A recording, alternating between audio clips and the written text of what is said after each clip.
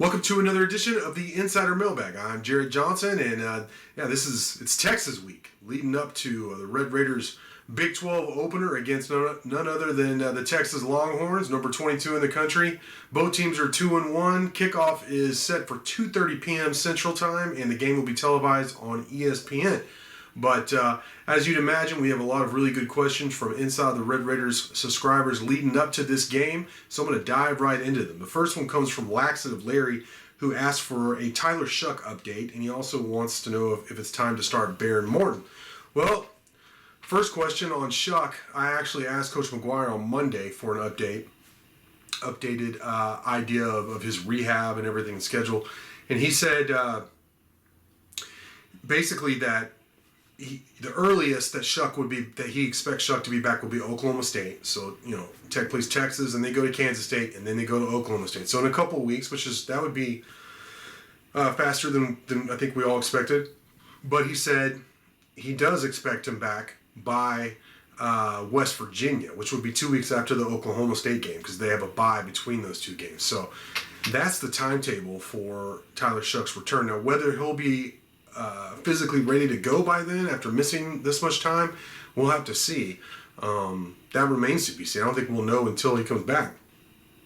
But that's the timetable for Shough's return. Now, in terms of Behren Morton, I'm conflicted because I am a Donovan Smith fan, but it's really hard to defend how many turnovers he's had in the last couple of weeks. You can't turn the ball over that much. You can't throw a pick six basically every game. You can't throw multiple interceptions and expect to win most of these games, especially when, quite honestly, the defense isn't coming up with a lot of turnovers. So I don't know that there's a wrong answer here. Some of you probably definitely think there is. But, I don't think either player is ready to have control of the offense like Zach Kittley, the offensive coordinator, wants them to give him so much freedom at the line of scrimmage. I don't think Donovan or Behren's ready for that. I think both are talented. If Donovan struggles, I think you go to Behren. Now, whether you start Behren Morton against Texas, the redshirt freshman, I'm not totally against it like some people are, but I don't know if it's time. Maybe Kansas State, but then again, that's on the road, so that's tough too. So. There's not going to be an easy start at this point. Every game's pretty much going to be tough. I mean, even Kansas looks really tough right now. So,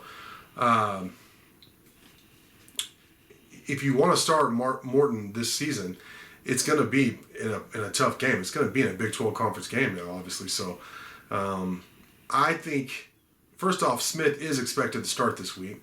Zach Kittley said that. So, I don't think Morton will start unless something crazy happens this week. And there's a question later on, but it'll be interesting to see just how short his leash is. From Centec says, in the Houston game, they called a timeout before the field goal that tied it up and sent it to overtime. He said with 8 seconds left instead of 4 seconds, causing Tech to have to kick off again before overtime. He said then against NC State, he was basically asking about not using the timeouts with about 7 minutes left and then using it later on. Yeah, I thought the first one was a mistake against Houston. I actually had a flashback. This was before my time, but when Tech almost upset Houston and they returned that kick that people tell me about all the time, I thought, is this going to be a replay of that? So that was a mistake. They didn't have any more timeouts left, so it's not like they could have, if they fumbled the snap, they could have re-kicked it. So that did occur to me at the time. But all's well that ends well. He made the kick. Kickoff return wasn't a problem. Houston knelt on it, and then Tech won in overtime with some heroics and crazy plays, improbable situations. But they won. Against NC State, I asked Coach McGuire on Monday about that. And then Don Williams asked a follow-up to make sure we understood what Coach McGuire was saying. But basically, he went back to analytics and said that calling it at one point, he thought later on would actually save more time than calling it earlier in terms of how much the play clock would be. So he said, then again, both that and the fourth down call, if he had to do it over again, maybe he would do it differently. But bottom line is that's what he did. And you ask me if I'm concerned. I'm not concerned about Coach McGuire like I was with Coach Wells. Coaches are going to make mistakes. even the best coaches. I mean, even Nick Saban makes mistakes in games sometimes. But it's good. The good news is that Coach McGuire isn't one of these guys that's just like, oh, what I did was right, and you guys don't know what you're talking about. He is at least being philosophical, trying to learn all that stuff in terms of maybe this would be better or maybe that would be better. As long as he doesn't go too far and he second guesses himself too much, I think it's good. And he is learning on the job a little bit, despite being a head coach at the high school level and being in a lot of pressure situations in state championship games, big playoff games, big district games, all that stuff. Still, he is learning some, and that's just, I assumed that was going to be part of the process. I hope fans out there, realize that as well. So, I mentioned this question. Syntax Red Raider says, how short is Donovan Smith's leash? Will they allow him to throw 2 picks? One of those most likely a pick 6. I can't even argue with that. He says, or will it be a couple of bad drives and he gets pulled? Yeah, well, I'll tell you this. Zach Kitley said that the reps are being almost split, that Donovan might be getting a couple more than Barron. So that tells me that, yeah, his leash is probably pretty short. They did play Barron late last week, and not just because Donovan got banged up a little bit, because they want to see what Barron can do, give him a little seasoning. So, I think he is on a short leash, and it's understandable after throwing, I think, 5 picks or 6 picks? I think he himself has thrown 5 picks the last 2 weeks. I think Morton threw one of them. In 2 pick sixes in as many weeks. So, yeah, it's understandable that he is and probably should be on a short leash. Though I haven't completely given up on Donovan Smith. I've seen a lot of posts and social media and stuff like that. Tech Freak wants an update on my expected wins for the season. Yeah, it's still 7. That's what it was going into the season, and that's what it is now. I had them at 2-1 at this point, and I've stated they have to split these first 6 games. It's a brutal stretch. Like I said, this is their 3rd straight game against a ranked opponent at the time. Oklahoma State will be another one of them. Now, Kansas State lost to Tulane at home. That doesn't mean Tech's going to go in there and beat them, but that makes you think they have an opportunity there. So there's your 3rd win, more than likely. But you have 3 opportunities to get that split. And then, look, like I said, I think Kansas, they're better than what we expected. Coach Leopold is legit. He's got them playing well. But there's some winnable games down the stretch. I think you can win 3 or 4 of those final 6 if you get on a roll. Several of them being at home. I think Baylor's beatable. TCU's beatable. West Virginia's beatable. So there are some opportunities for wins there if you can at least get that split. Now, if you somehow win 2 of these 3 games, I'm not saying we're going to. That's not what I projected them to. But if you can, and get to 4-2 going into the bye, then you're feeling really good about your chance. But I do think they get that split like I predicted, like I said they needed to in the first 6 games, and then we'll see what they do down the final half of the season. So I'm still at 7-5 in the regular season for Texas Tech. SA Texan says, offensive line or quarterback, which is the bigger issue? He said, most of us know it's a combination of both, but I have to pick one. Well, I'm going to say offensive line then. I've been saying that all offseason. They can't. It's not the quarterback's fault they can't run the football. And I don't think it's the running back's fault either. I think it's the offensive line. They're not getting a push, and then they're not doing very good in pass protection. Now, Donovan Smith owns some of that in terms of holding on the ball too long, but hadn't been all him.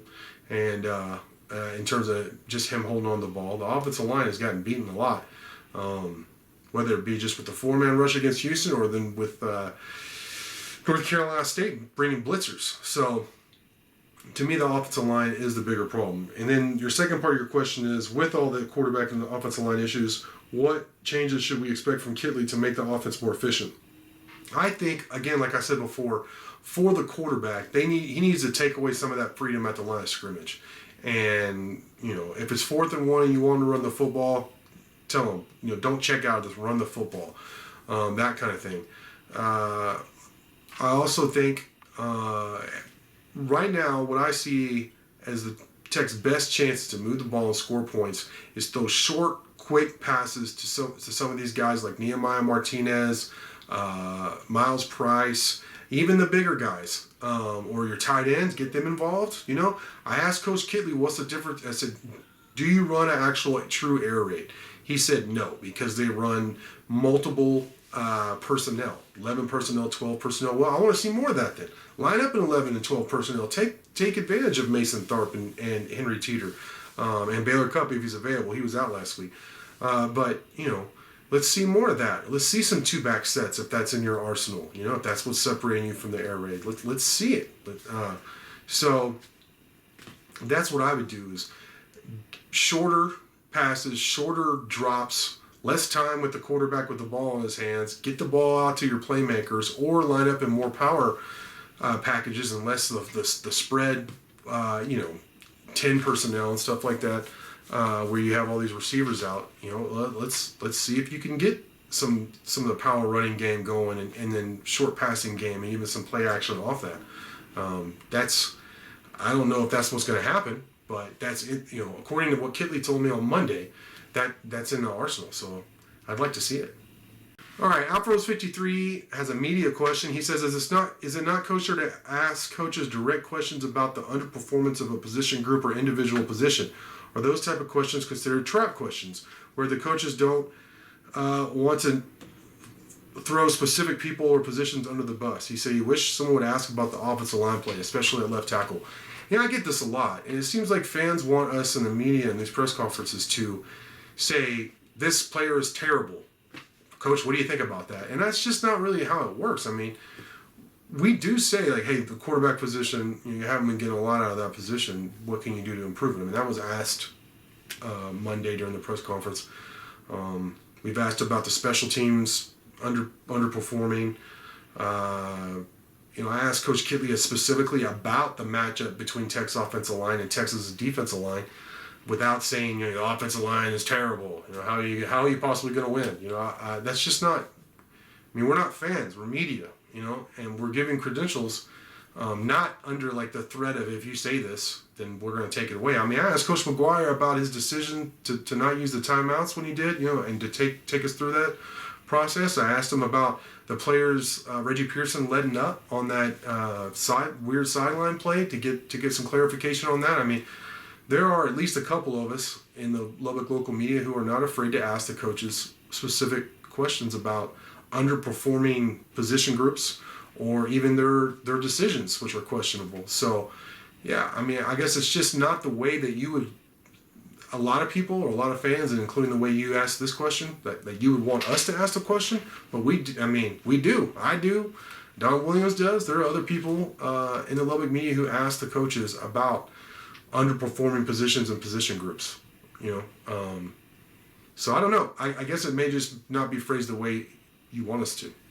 All right, final question comes from OBX Raider, who says, what, if anything, can the coaches do about special teams? The returns are a disaster. Yeah, you're right. Special teams has been, to me, I knew the offensive line was going to struggle. So I knew so many things, like quarterback could struggle off that, the running game could struggle off that. So I'm not surprised the offense is struggling. I'm not. Specifically the offensive line. But special teams, I mean, Austin McNamara, he's been one of the better punters in the Big 12, if not the country, for his career. And he's shanked at least 3 or 4 punts already this season. And cost Tech. Kickers have missed some makeable kicks. Now, Trey Wolf came through with the clutch kick against Houston that sent it to overtime, so you got to tip the cap there. The muff punt by Hokett was tough. That cost Tech points. That was a big part of the game. And then not being able to field a lot of punts and all the lost yardage there, the empty yardage with that even before the NC State game, and something we've seen for the last couple of years.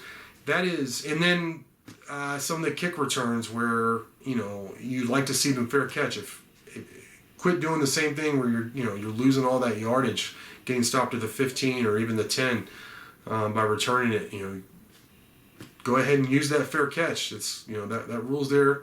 You can use it and get the ball out to 25. So, or if you're going to do it, then you better have a good return, right? Not bad returns over and over again. So, Kenny Perry's a special teams coach. I've said this before. I know he's a good coach.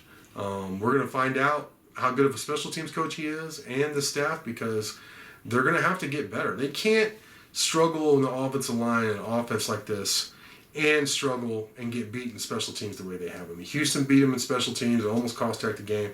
NC State took advantage of mistakes and won the special teams game. And that just can't happen. Tech has better players than what they've shown so far, especially the kicking specialists. And then the returners just have to be smarter. They have to make, even if at this point, I mean, you'd like them to be a threat, but if they can't be a threat, at least be sure-handed and don't cost all this lost yardage. If they can fix those things, the kicking specialists just be who they are, and then the returners just be sure-handed and not, try to return so many of those kicks where you're losing yards. And then that will be a huge boost for Texas Tech. So that is something they can do to improve moving forward. Well, that's going to do it. Great questions as always. Thank you for watching, and until next time.